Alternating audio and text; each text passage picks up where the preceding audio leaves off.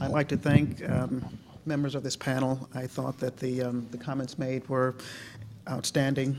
I'd like to open this up with a question for Kay. Yes, Kay, this is directed at you.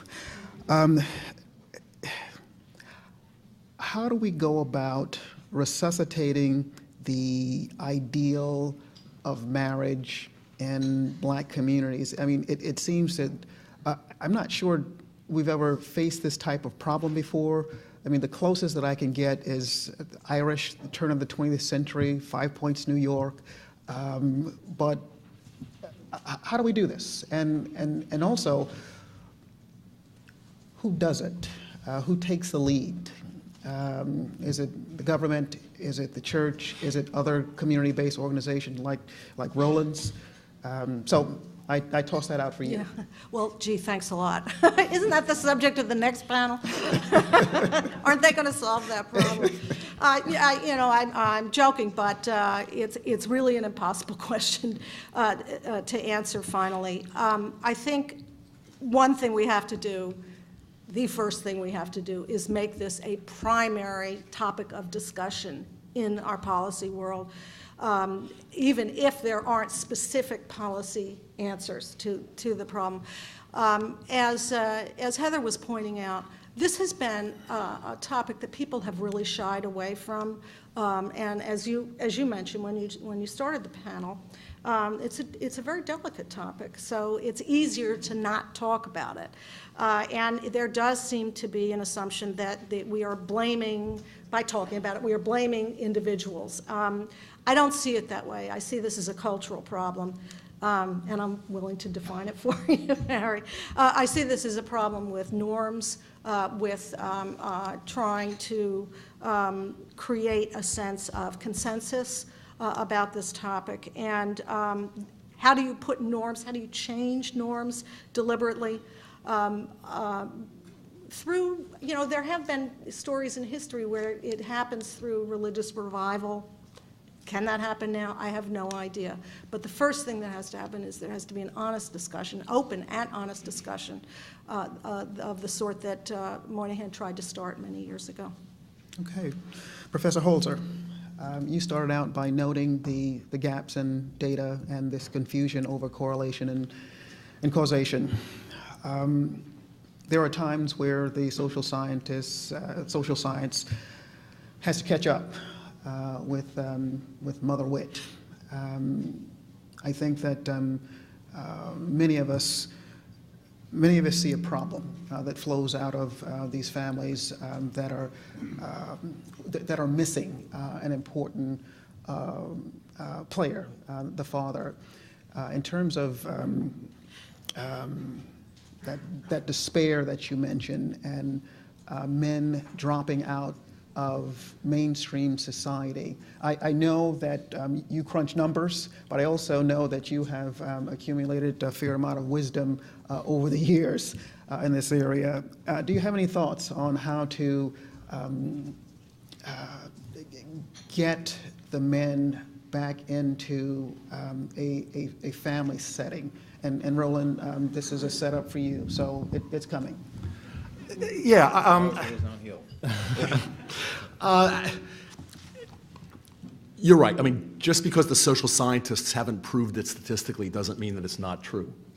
That this is, and I don't want to sit here and argue that it's not true. I think in all these things, all these hypotheses, if you're going to be, and Kay quoted some studies that control for this and control for that, and in fact, the effects get a lot smaller once you control for this, and there's a lot of things they can't control for, but it's a dead end to kind of sit and just sort of wait for it. I think there's some things we can all agree on. And I think that I make some statements that I think none of the four of us would disagree with. I think responsibility and self-discipline are very important in life. We want to teach our kids that. I don't know how you teach about responsibility without having go hand in hand with opportunity. I don't know how any of us in our own lives would have developed a sense of responsibility if we didn't see a pathway that responsibility is going to be rewarded. Incentives do matter at the end of the day. And if people feel that there's no path forward for them, that's not a world in which responsibility grows. You have to have the belief that it's going to lead somewhere.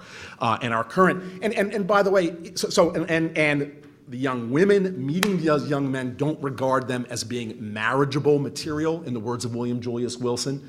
These young men who have never held a steady job for very long face only the prospects of very low-wage, unstable work. So the whole thing, teaching responsibility without having the opportunity component, is a dead end. But we have to have both. And I think, these gaps start very early in life. Before children set foot in kindergarten, coming out of low-income and or minority families, they're already way behind in terms of achievement. And then the schools exacerbate that gap. So again, I think if we can all agree that both opportunity and responsibility go hand in hand, and the message go forward is how to improve both of them, if we can all agree on that, then that creates the beginnings of a path forward. Okay, how do we enhance that opportunity, starting early? How do we prevent those achievement gaps from opening so early in life?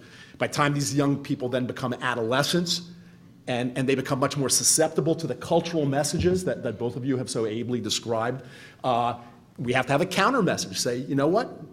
You can take this path. You can become, to get a health tech job that pays 50, 60 grand a year. You can become a machinist. You can go to college and get an appropriate degree or certificate. And by the way, your odds of completing that are much better if you behave responsibly in your personal life and in the lives of your partners. And then you have a package, to me, that starts to make sense, and a message where all the key components are there. And the appropriate policy pieces can support that message. So I think that's the right way to think about it. Can I just respond briefly? Yes. I think those are very interesting and important points, Professor Holzer, but it seems to me that you keep importing into your analysis precisely the behavioral issues that one could use to counteract your charge, if I can simplify it, the sort of William Julius Wilson argument that we have to look first at jobs and the economic picture to start explaining the breakdown in culture, because you say yourself that the disparities begin by the time the child is 3 years old. This is long before that child has any sense of what you would claim is an adequate job picture. So I would say that the problem begins in the culture of child rearing, and the fact that young boys, you say, have not held steady jobs, again, that may come from the fact that they have not developed those bourgeois habits of self-discipline. We have in many cities today a very powerful control group, which is immigrants, who come with less financial capital than many blacks today, and yet they are finding jobs. Now, these are often off the books, but Asians that come with very little money find those jobs and are climbing the economic ladder. So again, I would just push back on any perspective that says the problem is jobs. There are scholarships galore and preferences for blacks, rightly so or wrongly so, but there's not a single college today that isn't desperate to get as many black students in it as it can. There's not a single corporation today. So those pathways of opportunity, I would say, are there. Society is bending over backwards to bring people in, but they don't necessarily have the social capital to take advantage of them. Professor Holzer? Yes. There once was a world where young men without college degrees could make it and do well. And that was the world in which stable families often flourished, when men faced the opportunity and the option of finding a good paying job.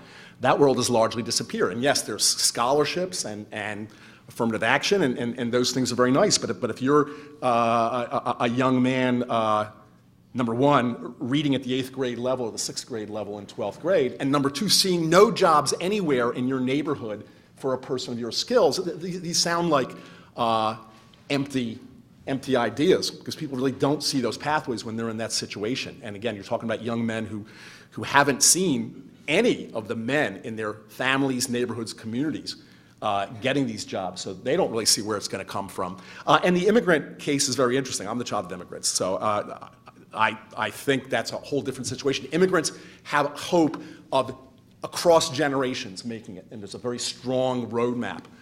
And not all of them do, by the way. I mean, Mexican Americans, for instance, 2 to 3 generations out still lag behind pretty significantly. So the immigrant experience isn't all, but it's very different. And employers actually prefer immigrants in these low-wage jobs because they think the immigrants are so happy and of course, if you grew up in Guatemala or some other, a minimum wage job in the United States looks very, very good, and it's going to motivate you to work hard, and you know, it's going to give you that sense of opportunity. If your family's been here generations and that's the best you see, not going to motivate you in the same way. So I think what we can infer from the immigrant experience for these families is fairly limited. I've talked to many employers in the inner city. They say the only thing we want is work ethic. We want somebody that will show up every day on time. I'm willing to train them. They don't have to have many skills. There are little tiny factories throughout New York City that are desperate to find people that they can just rely on, and I think that's probably what immigrants bring more than anything else, is a fanatical work ethic. And those are all almost exclusively low-wage jobs that all right. pay almost nothing. Okay, I'm going to have to step in between you two, at least for the moment.